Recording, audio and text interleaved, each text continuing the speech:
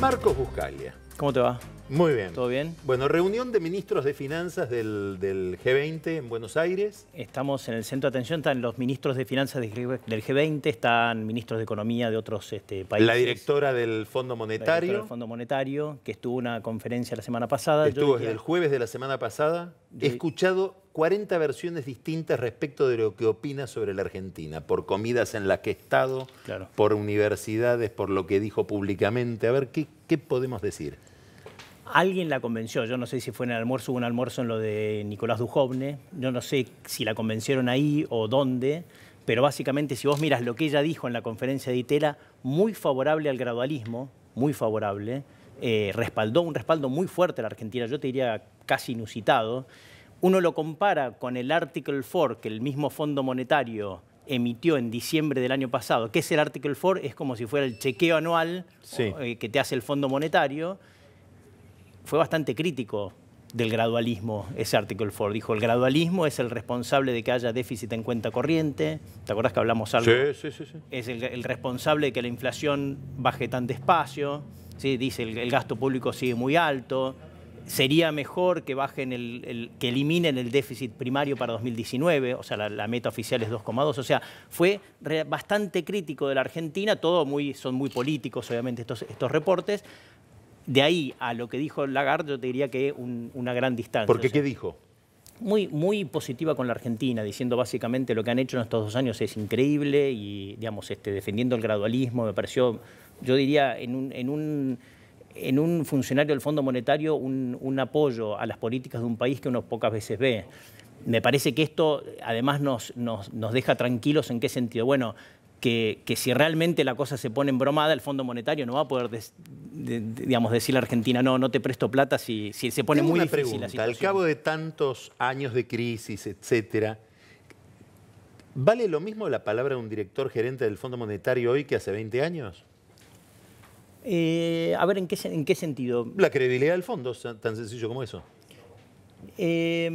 Su papel en las crisis, la certeza o la certidumbre de sus pronósticos. Claramente el Fondo Monetario perdió credibilidad. ¿Y esto lo ves en qué?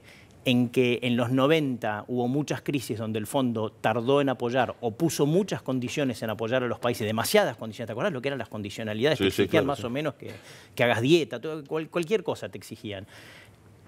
¿Qué hicieron los países? La mayoría de los países emergentes en respuesta a eso acumularon reservas a lo loco. Las reservas son como un seguro para no tener que ir al fondo. Fíjate la cantidad de reservas que tiene China, el mismo Brasil tiene más de 300 millones. O sea que el fondo ayudó por el absurdo. Ayudó por el absurdo, como decir, mira, es tanto lío cuando tenemos que ir a pedir ayuda de esta gente que mejor nos autoaseguramos. Es como decir, en vez de ir a comprar el seguro para el auto, tengo ahí ahorrados $10.000 por las dudas, choque. ¿Me explico? Sí. Entonces esto es lo que hicieron la mayoría de los países. De todas maneras, la Argentina tiene un nivel de reservas no tan elevado. Ante una crisis grande estamos hablando. Acá no estamos hablando de Argentina necesita ir al fondo el año que viene. Esos debates que algunos sugieren, cuando vino Lagarde decían Argentina va a pedir ayuda. O sea, estamos muy lejos de eso. Pero supongamos que viene una crisis grande.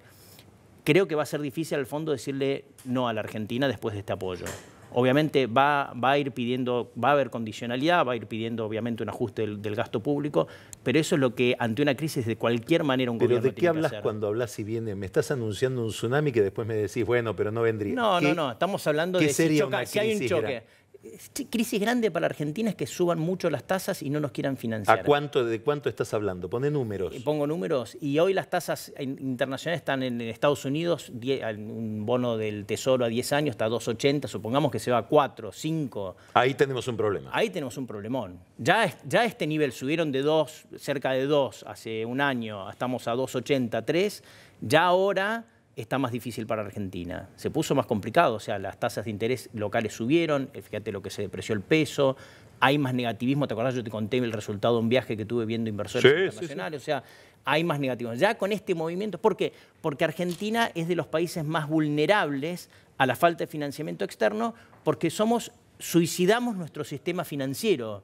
No tenemos sistema financiero. Hay países que tienen un déficit muy alto, como Brasil, que tiene un déficit parecido al de Argentina, pero tiene un mercado local mucho más profundo. Tocatlán decía recién, en este mundo tan volátil, tan incierto, donde hay tanta inestabilidad, está mal endeudarse tanto. ¿Hay una alternativa a endeudarse tanto? ¿La Argentina podría no endeudarse tanto? ¿Cuál sería el costo político, social de no endeudarse? Bueno, digamos, básicamente tenés que ir más rápido con el ajuste fiscal. Esa es la alternativa. Entonces, tenés jubilaciones, tenés una parte del gasto público que es muy inflexible, las jubilaciones, por ejemplo. Entonces, ¿qué vas a hacer? ¿Qué cortás? Los planes sociales, tenés que cortar la obra pública. O sea, sí se puede hacer, pero básicamente con un costo social más grande. El otro día estuve, el viernes, almorzando con unos profesores, uno de los cuales economista, muy experto, que me dijo: el gradualismo se terminó. Mirá cuánto está aumentando el gasto respecto de la inflación y vas a ver que en términos reales hay un recorte fenomenal. Sí. En el margen hay un recorte bastante grande. Lo que los economistas llamamos gasto primario, que es el gasto del gobierno nacional, sacándole los intereses, hoy por hoy está cayendo cerca del 10% cuando uno le saca la inflación. O sea que Duhovne es un lobo disfrazado de cordero. Bueno, digamos, sí, el gobierno está, sí, básicamente están ajustando. ¿Y qué ajustan? Fíjate vos que pasa esto a pesar de que el gasto en jubilaciones sube más o menos un 8% más rápido que la inflación. En parte por un error de este propio gobierno que fue la reparación histórica, ¿no? Pero lo que digo es que a pesar de que el gasto jubilatorio, que es más del 35% del gasto total primario, del gasto primario, suben... O sea que en otros sectores están haciendo un ajuste... ¿Dónde están ajustando? En obra pública, subsidios... ¿Sí? En gastos, en los mini... Ahora sí, uno ya ve... Si llega a escuchar el Papa, no sé si no corrige la carta que mandó. Claro, claro. Ahora sí que hay ajuste. Ahora sí que hay ajuste. Realmente estamos viendo una contracción bastante grande. Las provincias están mejorando también su situación fiscal. El punto es si no es muy tarde. ¿Qué nos va a decir si es muy tarde o no? Bueno, ¿qué pasa con las tasas internacionales? Si las tasas afuera se calman y bueno... Respiras un poco mejor. Respira un poco porque la Argentina, a pesar de todo lo que nosotros criticamos, que van lento, que nos gustaría que vayan más rápido, que bajen más impuestos, cuando la gente está sentada mirando distintos países del mundo, sigue siendo una buena historia. Pensá, Brasil no sabemos si va a ganar extrema derecha o extrema izquierda. Colombia no sabemos si la izquierda por primera vez va a poder gobernar con el país. En México, AMLO... y salite del continente, fíjate el caos que es Sudáfrica, fíjate Polonia y Hungría se han llevado puesta la democracia, ni que hablar de Rusia. O sea, es como que la situación internacional no es muy buena en muchos países. Yo le dije a nuestros amigos que ibas a hablar del dólar, ni una palabra todavía dijiste sobre el dólar. Ni una palabra. Bueno, básicamente tenemos un Banco Central que cambió un poco la escena, vamos a ponerlo, el método. El método. ¿Por qué? ¿Sí? Creo que les dio miedo, me da la impresión de que les dio miedo que la inflación no se dispare por la disparada del dólar, básicamente. Acordate que estamos muy lejos de la meta, estamos con la inflación arriba del 25, la meta es el 15, nadie piensa que van a ser el 15, que van a llegar al 15, pero si el dólar se sigue disparando, básicamente me parece que compromete la meta.